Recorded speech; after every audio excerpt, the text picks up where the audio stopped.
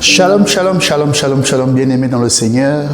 C'est encore ma grâce et c'est aussi, comme d'habitude, mon privilège pour ce jour d'être avec vous, pour vous servir, pour partager avec vous encore un mets succulent, une bonne nouvelle qui nous vient de notre Seigneur. Je suis ravi lorsqu'on me dit « Allons à la maison de l'Éternel ». Je suis ravi lorsque j'ai l'occasion de me retrouver avec chacun d'entre vous pour partager notre repas avec le Seigneur. Je voudrais, avant d'entamer notre message de ce jour, vous inviter à la prière, nous inviter à la prière, à inviter le Saint-Esprit pour qu'il vienne prendre le contrôle de ces temps et ces moments. Saint-Esprit, béni sois-tu, merci pour ta présence. Nous nous sommes réveillés avec toi et nous savons que tu es là, tu as toujours été là et d'ailleurs tu nous as été donné pour tous les jours de notre vie. Merci Saint-Esprit pour ta présence manifeste au milieu de nous parce que nous savons que lorsque nous parlons du Seigneur, toi tu es là, tu te manifestes au travers de nous, tu fais tressaillir de joie nos entrailles et tu ceins nos reins et tu portes à nos pieds le zèle de la bonne nouvelle. Merci Saint-Esprit, toi qui te meus au travers de chacun d'entre nous. Merci Saint-Esprit, toi qui ramènes à notre intelligence les choses que le Père veut entendre. Toi qui nous permets d'envoyer vers le Père cette bonne nouvelle. Toi qui nous permets au Saint-Esprit de faire monter une odeur agréable à notre Dieu. Béni sois-tu pour ta présence. Dans le nom de Jésus, nous avons prié. Amen. Amen. Bien-aimés, c'est ma grâce, je le disais, et mon privilège donc de vous servir ce jour. Et si je devais donner un thème à mon message, je dirais, tu veux la bénédiction, donne à manger au Père. Est-ce que tu veux la bénédiction? Tu veux la bénédiction, donne à manger au Père. Oui, bien-aimés, nous allons parler un peu de repas. Ce soir, ce matin, chez vous, selon le temps que vous avez décidé de partager ce message, nous allons parler de quelque chose, d'un repas, de quelque chose que vous avez à manger, de quelque chose que nous avons à manger, mais aussi quelque chose et surtout un repas que le Père, que Dieu notre Père a à manger. Et pour nous placer dans le contexte, je voudrais vous inviter dans le livre de Genèse, au chapitre 27, du verset 1 au verset 10. Il est dit ceci. Isaac devenait vieux et ses yeux s'étaient affaiblis au point qu'il ne voyait plus. Alors il appela son fils aîné Ésaü et lui dit « Mon fils ». Il lui répondit « Me voici ». Isaac dit « Je suis maintenant âgé et je ne connais pas le jour de ma mort. Prends donc tes armes, ton carquois et ton arc, va dans les champs chasser du gibier pour moi. Prépare-moi un plat comme je les aime et apporte-le-moi à manger afin que je te bénisse avant de mourir. » Rebecca entendit ce qu'Isaac disait à son fils Ésaü. Ésaü s'en alla dans les champs pour chasser du gibier et le rapporter. Quant à Rebecca, elle dit à son fils Jacob, « J'ai entendu ton père dire à ton frère Ésaü, apporte-moi du gibier et prépare-moi un plat que je mangerai, je te bénirai alors devant l'Éternel avant ma mort.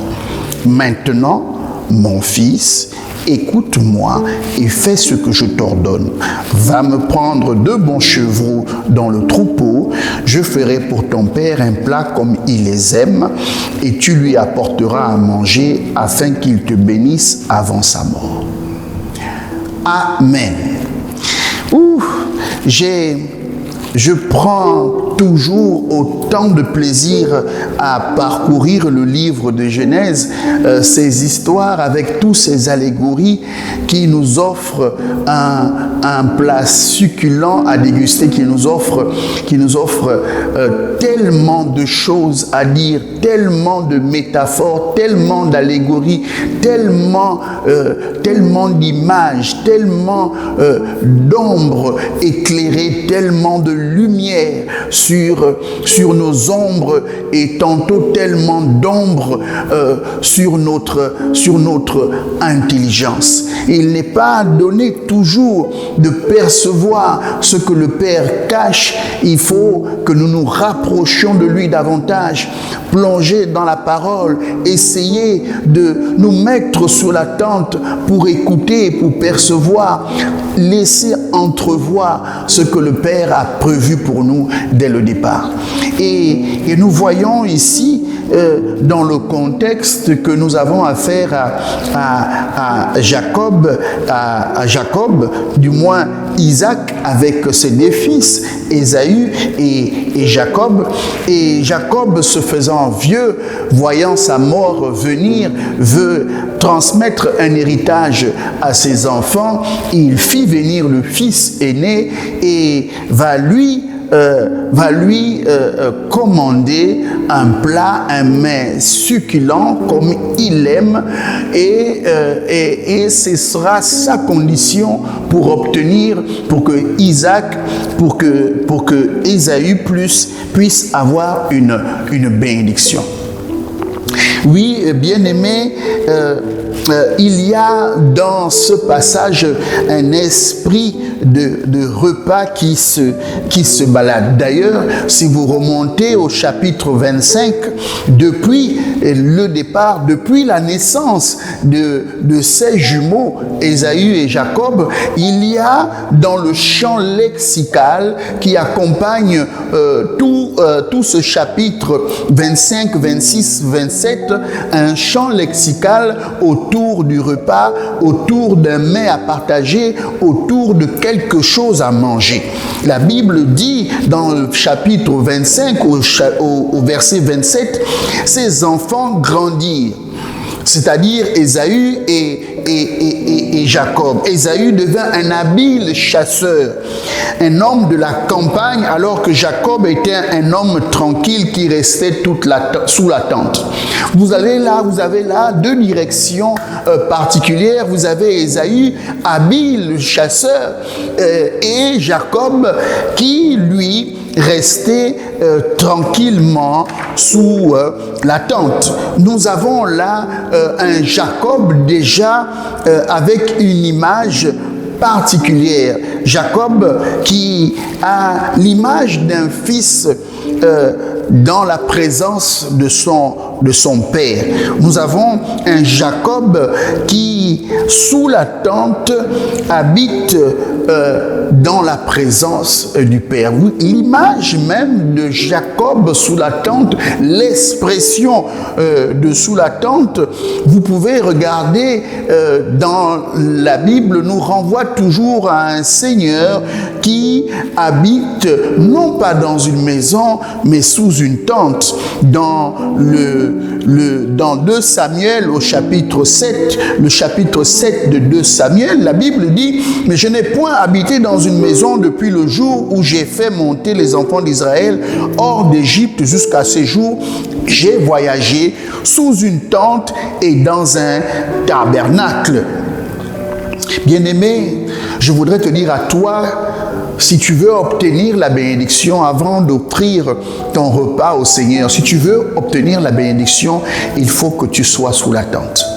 Parce que c'est sous la tente qu'on reçoit les instructions.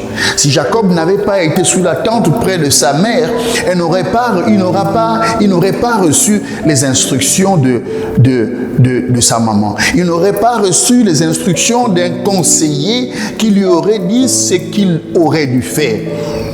Il y a une position, et d'ailleurs, le repas se passe dans la maison. Il y a une position où il faut être comme Jacob, sous la tente pour pouvoir transmettre un repas de bonne facture. Il y a une position à occuper. Il y a un endroit, et cet endroit, c'est sous la tente, où nous devons nous mettre pour recevoir des instructions qui nous emmèneront vers la bénédiction totale. Oui, bien-aimés, la Bible est claire là-dessus. Nous avons à nous mettre sous la tente. Pour revenir à ces différentes, à ce champ lexical de repas, dans toujours le chapitre 25, il est dit que Isaac aimait Ésaü parce qu'il lui amenait du gibier, et Rebecca aimait Jacob. Isaac aimait donc Ésaü pour une raison, parce que Ésaü lui amenait du gibier. Et ensuite, j'ai un verset 29 au chapitre 25 qui sort comme de nulle part, mais qui contient toujours en son sein ces mots, ce champ lexical qui continue de s'exprimer. La Bible nous dit que tandis que Jacob faisait cuire un potage. Donc je comprends ici que Jacob aussi lui-même savait préparer. Il faisait cuire un potage et Ésaü est rentré accablé et fatigué. La Bible nous dit encore et insiste toujours sur cette idée de repas. Ésaü, au verset 30, Ésaü dit à Jacob, « Laisse-moi manger de ce plat roux, car je suis fatigué. » C'est pour cela qu'on a donné à Ésaü le nom d'Édom. Nous voyons que toujours cette idée de manger revient, cette idée de manger revient. C'est cette même idée qui nous a d'ailleurs amené au chapitre 27 où Isaac va demander à Ésaü de lui faire un bon repas. Bien-aimés, cette idée de repas est bien là. Nous voyons que le Seigneur attend que nous lui donnons à manger. Isaac, ici, n'est que une image du Père qui demande à l'un de ses enfants, à celui-là, son premier-né, son préféré, de lui porter un mets comme il l'aime, afin qu'il soit rassasié et qu'en retour, il bénisse son fils premier-né. Et la Bible est bien claire là-dessus. Isaac savait exactement ce qu'il voulait manger. Oui, bien-aimés, si nous repartons vers les versets 2, 3 et 4, nous comprenons que les instructions d'Isaac sont très claires. Il ne laisse pas la porte à une interprétation. Il sait exactement ce qu'il veut manger. Notre Dieu ne laisse pas de place à de l'interprétation. Il sait exactement ce qu'il veut. Il ne s'agissait pas pour Ésaü de choisir ce qu'il devait donner à son père. Il s'agissait pour Ésaü de respecter la volonté de son père. Le père savait exactement ce qu'il voulait manger. Il lui dit, prépare-moi un plat comme je les aime et apporte-le-moi à manger afin que je te bénisse. Il lui dit, va dans le champ chasser du gibier pour moi. Il voulait manger du gibier. Et il voulait que ce gibier soit préparé exactement comme il aime le manger. On comprend donc que Isaac avait l'habitude de manger ce gibier. Et Ésaü savait exactement ce que son père aimait manger. Mais Rebecca va saisir au vol cette instruction et va donner la primeur à Jacob qui avait eu la sagesse de rester sous la tente pour attendre des instructions. Bien-aimés, nous ne pouvons pas apporter à Dieu ce qu'il n'aime pas. Mieux, je crois que nous ne pouvons pas apporter à Dieu ce que nous aimons. On le voit encore et très souvent, nous sommes bien fiers de pouvoir amasser ou de pouvoir faire des bonnes œuvres que nous avons décidé nous-mêmes de faire. Mais la Bible ne nous dit pas cela. La Bible nous parle de bonnes œuvres que le Père a préparées d'avance. Donc il y a en amont, dans le conseil de Dieu, avant même que nous le naissions. Et si je comprends bien, les bonnes œuvres ont précédé notre naissance. Il y a les bonnes œuvres que le Seigneur a préférées, qu'il a préparées d'avance. Et ensuite, il fait des hommes qui vont accomplir ces bonnes œuvres. Il ne s'agit pas pour venir sur la terre et puis choisir ce que nous voulons faire. Il ne s'agit pas pour nous d'embrasser des philosophies étranges ou des philosophies diverses telles que les épicuriens qui parlent de plaisir pour le plaisir. Il s'agit pour nous de faire la volonté du Père. Il s'agit pour nous de faire ce que le Père aime. Il ne s'agit pas pour nous de porter une offrande que nous aimons. Il s'agit pour nous de porter au Père ce qu'il aime. Voyez, voyons dans nos maisons et avec nos enfants, et nous les voyons souvent, nous apporter des présents. Et parfois ces présents, nous ne les agréons pas. Parfois et souvent, il m'arrive de voir ma fille venir vers moi avec un cadeau en particulier et elle sait exactement ce qu'il faut me porter lorsqu'elle veut obtenir quelque chose. Effectivement, pour bon nombre de parents, ça va être une bonne note à l'école. C'est un repas succulent pour le parent. Ou un beau dessin lorsque l'enfant n'est pas encore capable de nous donner de bonnes notes à l'école. Un beau dessin pourrait suffire. Ou tout simplement l'obéissance, le devoir bien fait, une chambre bien rangée, une maison bien nettoyée, des assiettes bien lavées peuvent suffire à donner du plaisir aux parents. Il en est de même pour notre Dieu. Il y a des choses en particulier qu'il aime. Quand on a compris ça, on comprend que ce n'est pas tout. Ce n'est pas tout qu'on mange. Ce n'est pas tout que Dieu mange. Ce n'est pas tous les sacrifices et toutes les offrandes que nous pouvons faire que le Seigneur mange. Depuis le départ, lorsque nous allons dans le jardin, cette question de manger existait déjà. Au chapitre 1 de Genèse, au verset 30, la Bible dit « Tout animal de la terre, à tout oiseau du ciel et à tout ce qui se déplace sur la terre et ce qui est animé de vie, je donne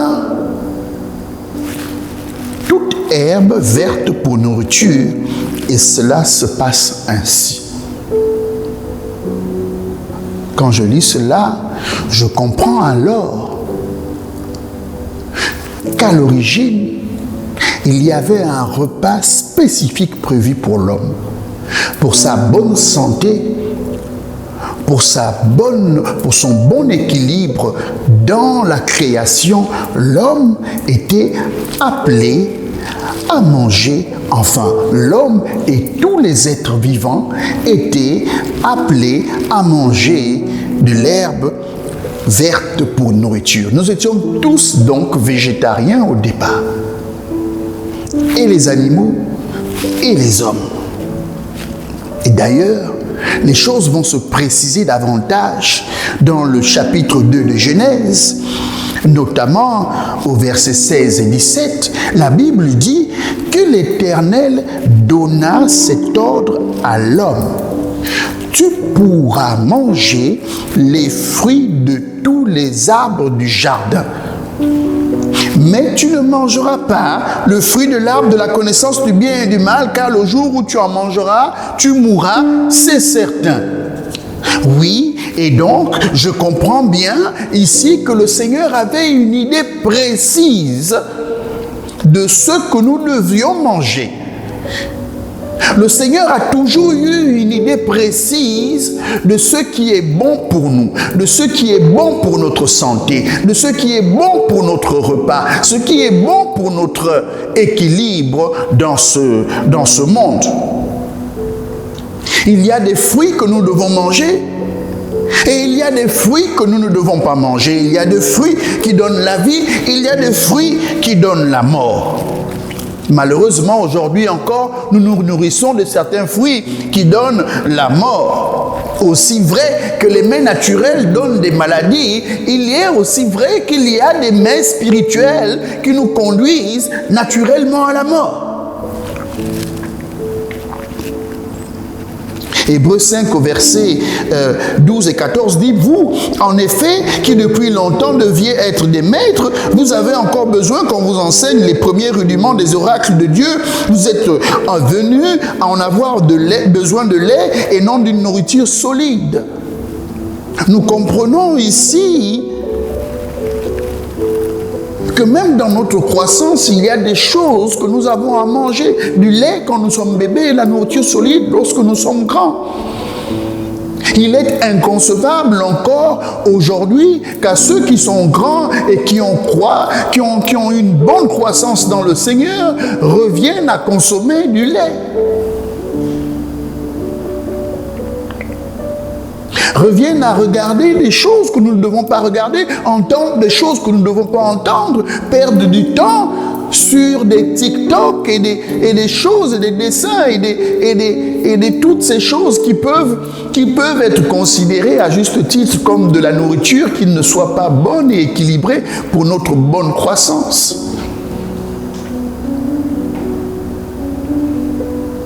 C'est pourquoi nous devons faire attention à ce que nous regardons, à ce que nous entendons, à ce que nous consommons. Parce que la nourriture solide est pour les hommes faite, mais pour ceux dont le jugement est exercé par l'urgence à discerner ce qui est bien et ce qui est mal. Ésaïe 52 au verset 2 dit: pourquoi pesez-vous de l'argent pour ceux qui ne nourrissent pas? Pourquoi travaillez-vous pour ceux qui ne rassasient pas? Écoutez-moi donc, et vous mangerez ce qui est bon, et votre âme se délectera de mets succulents. Nous comprenons que ce que nous avons à manger de bon et de succulent nous vient du Seigneur. Bien-aimés, nous avons à faire beaucoup plus attention à ce que nous consommons et qui nourrit notre esprit. Nous avons à, et d'ailleurs nous le voyons dans la vie de tous les jours, aujourd'hui beaucoup plus qu'hier, je fais attention à la qualité des produits que je veux consommer. Le monde actuel nous offre tant de produits divers. J'ouvre la parenthèse, j'invite beaucoup d'entre nous à chercher des potagers à l'extérieur ou à la périphérie de la ville, aller directement vers les éleveurs, vers les agriculteurs, pour s'intéresser à la façon dont les produits que nous consommons sont soit plantés ou élevés. J'invite plusieurs d'entre nous à se rapprocher de ceux-là qui font l'effort aujourd'hui à Libreville et dans ses alentours d'ouvrir des fermes ou de planter, avoir des endroits où l'agriculture se fait avec des produits sains. Se rapprocher de ceux-là qui font l'effort de nous produire ou de nous offrir des produits de qualité. Pour ma part, j'essaye de temps en temps, aussi souvent qu'il est possible, mais si nous sommes de plus en plus nombreux, peut-être que les prix vont baisser, peut-être qu'il y aura de plus en plus de producteurs à se rapprocher pour tuer des poules, pour consommer des poules fraîches, tuées sur place, au lieu de consommer des poulets qui viennent du Brésil et autres nations ailleurs et qui viennent remplir l'ensemble de nos magasins, alors que nous ne maîtrisons pas toujours la chaîne logistique, la chaîne de froid, ni si ces poulets sont encore de bonne facture. Je nous encourage, nous, au Gabon, d'ailleurs, à consommer local. Et quand nous consommons local, à essayer de vérifier si ce que nous consommons est de bonne facture. Parce que je pense que nous avons à sélectionner davantage, l'âge se faisant,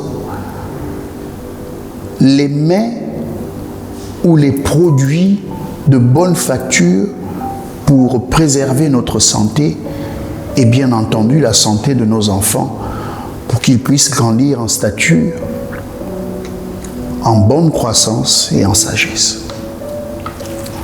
Je ferme ma parenthèse, même si tout ce que j'ai dit se situe dans la ligne droite de ce que j'étais en train de dire. Il y a que nous avons à sélectionner davantage ce que nous avons à manger. Mais, ou du moins, et nous avons aussi à sélectionner davantage ce que nous avons à offrir au Père, parce que le Père sait ce qu'il veut manger. Rappelez-vous, Isaac a dit exactement ce qu'il voulait manger. Prépare-moi un plat comme je les aime et apporte-le-moi à manger afin que je te bénisse avant de mourir. Bien-aimés, ça ne sert à rien de courir après des bénédictions, après des paroles de bénédiction, alors que tu n'as même pas encore apporté à manger au Père. Je comprends ici qu'il ne s'agit pas seulement d'un repas ou quelconque repas. Il y a dans la précision de Isaac quelque chose qui a attiré mon attention. Isaac va dire à Ésaü: prépare-moi un plat. Il n'y a pas seulement l'action d'aller prendre le gibier, il y a aussi l'action de préparer. Et lorsque nous nous mettons dans l'action de préparer, il y a que nous avons à mettre des ingrédients afin que le repas prenne forme. Et il y a un ingrédient que je voudrais vous inviter à avoir lorsque vous aurez à préparer le repas du Père. Il se trouve en Hébreux 11 au verset 6. La Bible déclare que sans la foi, il est impossible de lui être agréable. Car il faut que celui qui s'approche de Dieu croit que Dieu existe et qu'il est le rémunérateur de ceux qui le cherchent. En d'autres termes, Dieu consomme la foi. En d'autres termes encore, la foi est un ingrédient indispensable pour le repas préféré de Dieu.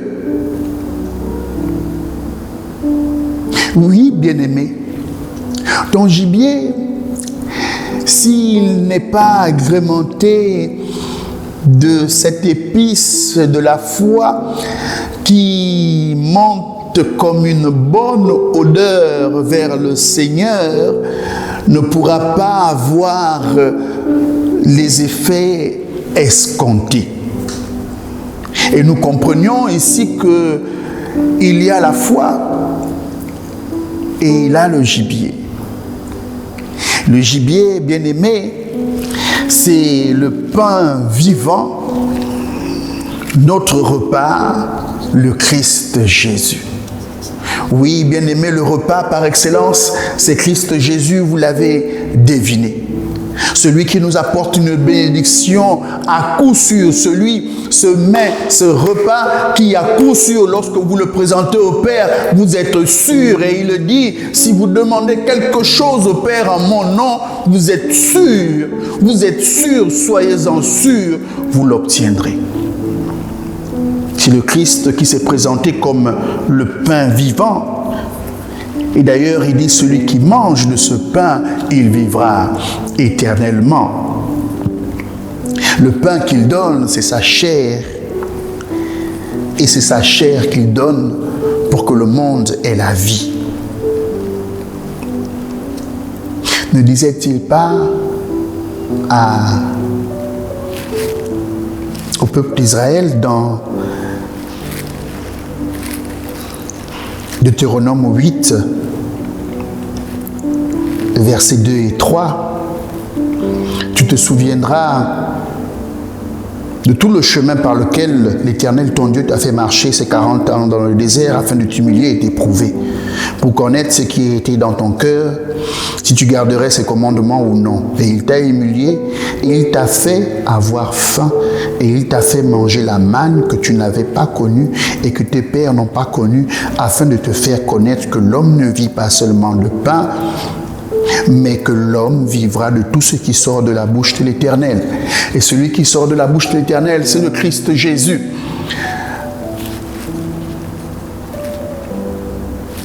Bien-aimé, le Seigneur Jésus avait continuellement devant lui l'œuvre que le Père lui avait donnée à faire. C'est ce qu'il répond à ses disciples qui le priaient de manger. Il dit, moi j'ai une nourriture à manger que vous ne connaissez pas. Ma nourriture est de faire la volonté de celui qui m'a envoyé et d'accomplir son œuvre. L'œuvre à accomplir, c'était son sacrifice sur la croix. C'était ce gibier sur la croix que le Seigneur avait à consommer. Jésus est le repas du Seigneur. Le psalmiste dit dans le verset 119, dans le psaume 119, verset 103, « Tes paroles ont été douces à mon palais, plus que le miel dans ma bouche. » Et Jésus leur dit, en vérité, je vous le dis, dans le chapitre 6 de Jean, au verset 32, « Moïse ne vous a pas donné le pain du ciel, mais mon Père vous donne le vrai pain du ciel. Car le pain de Dieu, c'est celui qui descend du ciel et qui donne la vie au monde. » La volonté de mon Père, c'est que quiconque voit le Fils et croit en lui ait la vie éternelle, et je le ressusciterai au dernier jour. Si tu veux la bénédiction, donne le Christ à manger au Père. Tu veux être béni? il faut que le Christ, il faut que le Père reçoive dans son repas, dans son plat sur la table, il faut qu'il voie le Christ. Nous avons à reconsidérer les mets que nous avons à offrir au Seigneur. Et le mets par excellence, c'est Christ Jésus. Tendre Père, mon Dieu, mon Roi, nous ratons souvent le coche, Seigneur, parce que nous venons avec nos propres besoins. Nous prions et nous étalons une liste de besoins, Seigneur, et dans cette liste de besoins, tu ne vois pas le Fils. Tu ne vois pas le repas que tu aimes. Et nous attendons en vain, Seigneur, que nous puissions recevoir de toi une bénédiction. Nous avons nos soucis, nous avons nos problèmes, Seigneur, et nous faisons un chapelet de demandes. Et lorsque tu veux t'apprêter à manger et que tu ôtes le couvert, tu ne vois pas ton mets préféré. Tu ne vois, Seigneur, que nos demandes et nos chapelets de requêtes. Je voudrais, Seigneur, en ce jour, te présenter, Seigneur, le Fils. Te présenter sur ta table Christ Jésus. À cause de son sacrifice sur la croix, Seigneur, je te prie pour quelqu'un aujourd'hui qui reçoit ce message, Seigneur, qu'il reçoive sa guérison dans le nom de Jésus. Je te prie aujourd'hui pour quelqu'un, Seigneur, qui a un besoin particulier, alors que, Seigneur, il ne savait pas comment te le présenter. Moi, je te présente, Seigneur, ton mets favori. Je te présente le Christ Jésus. Béni sois-tu, mon Dieu, mon Roi. Laisse que ton nom soit glorifié. C'est dans le nom de Jésus que j'ai prié. Amen, amen, amen. Amen. Merci, bien-aimés, pour ce magnifique mets succulent que nous avons partagé. Christ, notre Seigneur et Sauveur, je prie le Seigneur, notre Dieu, que cette semaine qui commence soit agréable pour vous, et je vous invite à manifester encore, à acheter d'abondance d'ingrédients, que notre foi paraisse et transpire dans nos repas comme un parfum de bonne odeur. Que le Seigneur vous bénisse dans le nom de Jésus. Amen.